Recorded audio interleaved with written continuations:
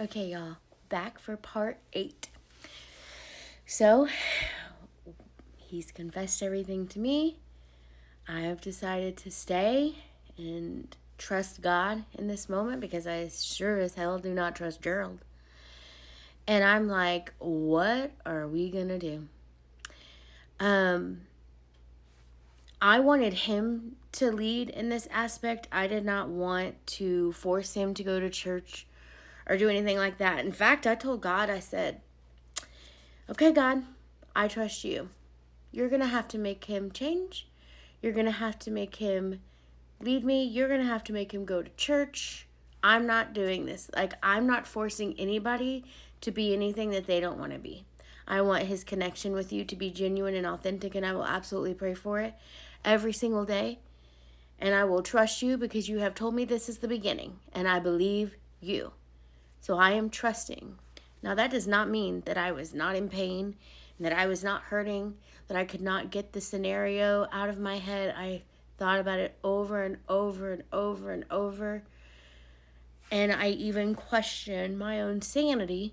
Like, why would I stay with someone who could step out on a marriage? And yeah, the one night stand hurt, the drugs hurt, the drinking hurt, but the leaving your wedding ring in the bag killed me the most, because it was like premeditated as like, I'm gonna be single this weekend while my wife is at home. Well, when we were having more intense conversations, he told me that on the way home he was begging God to speak to me, to speak to him, and to save his marriage, that he was going to do whatever it took because he did not want to live this lifestyle anymore. He was so sick of himself. He was so tired of battling addiction.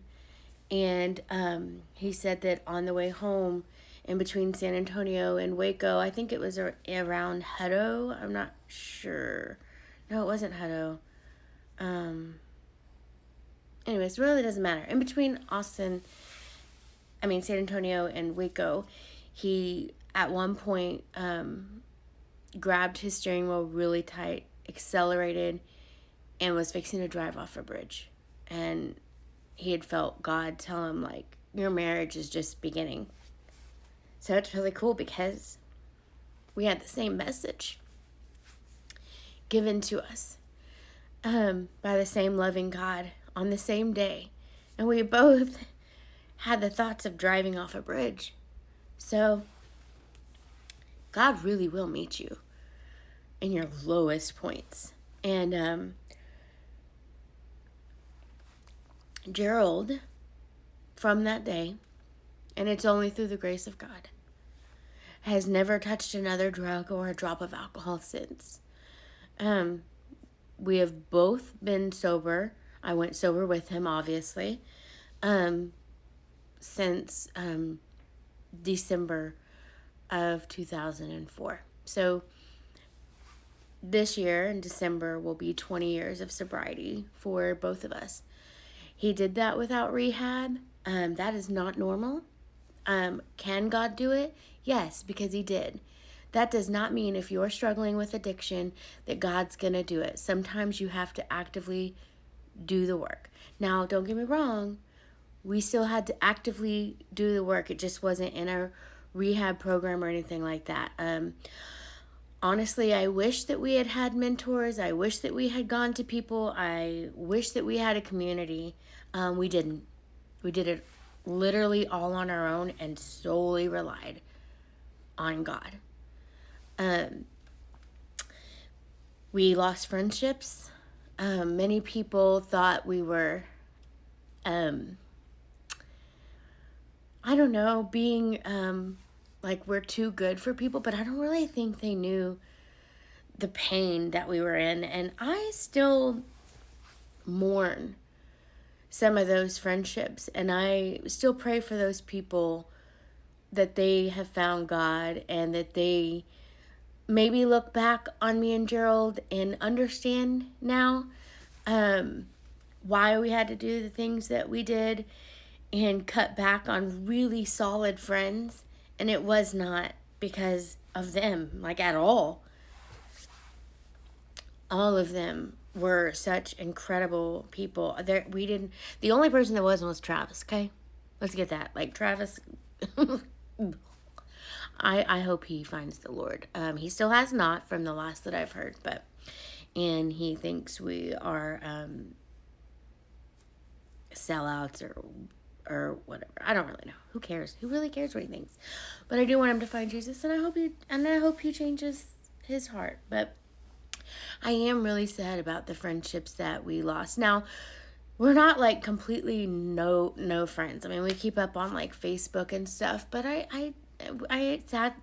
sadly did lose touch with Jessica and Lindsay, and still to this day it really sucks. But we were just in two different places in our life, and they were still young. I mean, you have to realize I'm just now 21 at this point.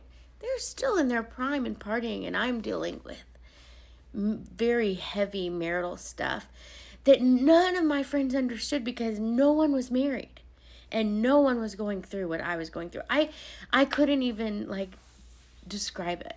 So if any of y'all friends are watching, I do apologize if I came off distant and I don't really know how I came off, to be honest. You probably felt ghosted by me, honestly. And I hate that that's what happened, but I don't regret it for a moment because it got us to where we are today, and hard decisions had to be made, and it had zero to do with you, with any of them. Like zero. It really was our relationship like needed saving. So stay tuned for, I don't even know what part we're on.